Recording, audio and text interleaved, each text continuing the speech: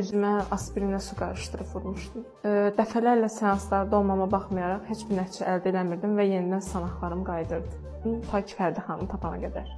Perkislə silmək heç yaxşı deyildi, yəni ki, 5-6 ay hardasa çox uzun müddət axtardım, araşdırdım, sonra Fərdə həkimi tapdım. Əvvəl heç müalicə elətdirməmişəm özümü. İlk həkimim elə Fərdə həkimi olub. Yaxşı ki də olub.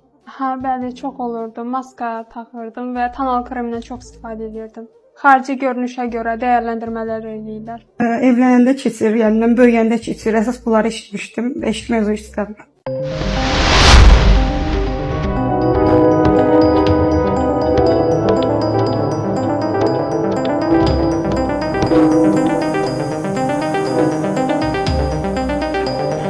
Thank you.